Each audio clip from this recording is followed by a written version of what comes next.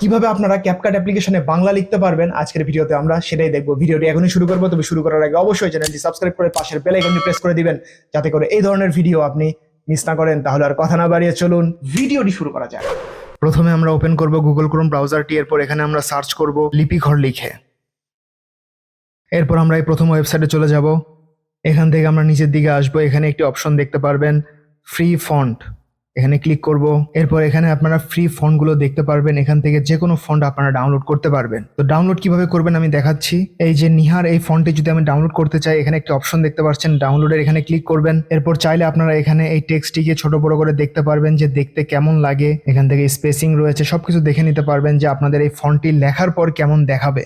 এরপর নিচের দিকে চলে আসবেন, এখানে আসার পর একটি অপশন দেখতে পাচ্ছেন ডাউনলোড, এখানে ক্লিক করবেন। এরপর এখানে টিক মার্ক দিয়ে দিবেন উপরোক্ত বিষয়ে আমি একমত। এরপর এখান থেকে ডাউনলোড বাটনে ক্লিক করবেন, তাহলে দেখবেন ডাউনলোড শুরু হয়ে গিয়েছে। এরপর চলে যাবেন আপনাদের ফাইল ম্যানেজারের ডাউনলোড ফোল্ডারে। তো আপনারা দেখতে পাচ্ছেন যে এখানে ফন্টটি ডাউনলোড হয়ে গিয়েছে, কিন্তু এখানে ডাউনলোড হয়েছে জিপ ফাইল আকারে। তো এটাকে আমাদেরকে আনজিপ করতে হবে অথবা এক্সট্র্যাক্ট করতে হবে। তো আমি এক্সট্র্যাক্ট করে নিচ্ছি। তো যদি আপনাদের ফোনে এই অপশনটি না থাকে এক্সট্র্যাক্ট করার, তাহলে আপনারা চলে যাবেন গুগল প্লে স্টোরে। এখানে আসার পর ZArchiver নামের এই অ্যাপ্লিকেশনটি আপনাদেরকে ডাউনলোড করতে হবে। এই অ্যাপ্লিকেশন দিয়ে আপনারা আপনাদের সেই জিপ ফাইলটিকে আনজিপ করতে পারবেন। ওকে, এরপর আমরা ওপেন করব ক্যাপকাট অ্যাপ্লিকেশনটি। এটি আপনারা গুগল প্লে স্টোরে সার্চ করলেই পেয়ে যাবেন, সেখান থেকে ডাউনলোড করে নেবেন। এরপর এখান থেকে একটি নিউ প্রজেক্ট নিয়ে নিচ্ছি আমি।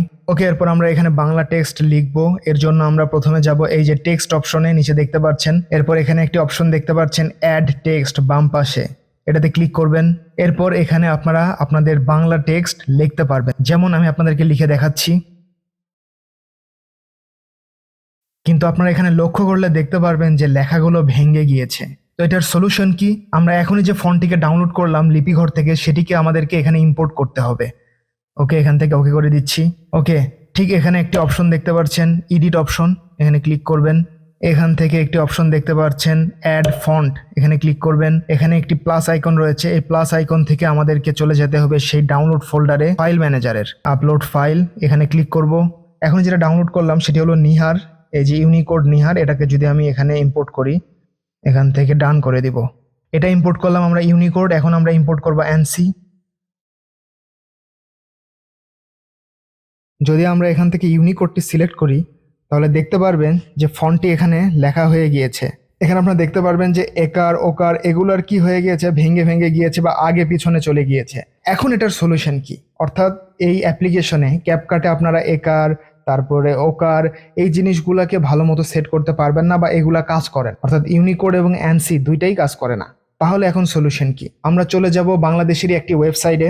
ওকে, এই ওয়েবসাইটের লিঙ্ক আমি ডেসক্রিপশনে দিয়ে দিয়েছি, সেখানে ক্লিক করলে আপনারা এই ওয়েবসাইটে চলে আসবেন। এখানে আসার পর আপনাদেরকে আপনারা যেটা লিখতে চাচ্ছেন সেটা এখানে লিখবেন। আমি আগেই লিখে রেখেছি, আমি আপনাদেরকে আবারও দেখাই।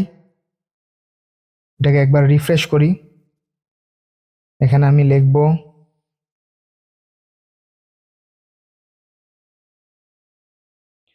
এরপর এখানে একটি অপশন দেখতে পাচ্ছেন ইউনিকোড থেকে বিজয়, এই অপশনে ক্লিক করবেন।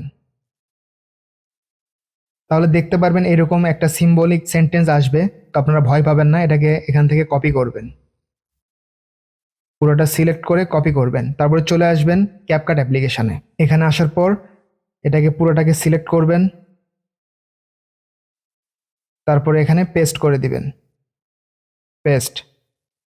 তো এখানে দেখতে পাচ্ছেন যে লেখাগুলো এরকম হয়ে গিয়েছে। এখন আমরা এখান থেকে চলে যাব ফন্টে। এখানে আসার পর সিলেক্ট করব আমরা অ্যানসি। এখন আপনারা দেখতে পাচ্ছেন, ভালোভাবে লক্ষ্য করুন, যে হয়েছিল ভোর এই লেখাটি সঠিকভাবে এখানে দেখাচ্ছে।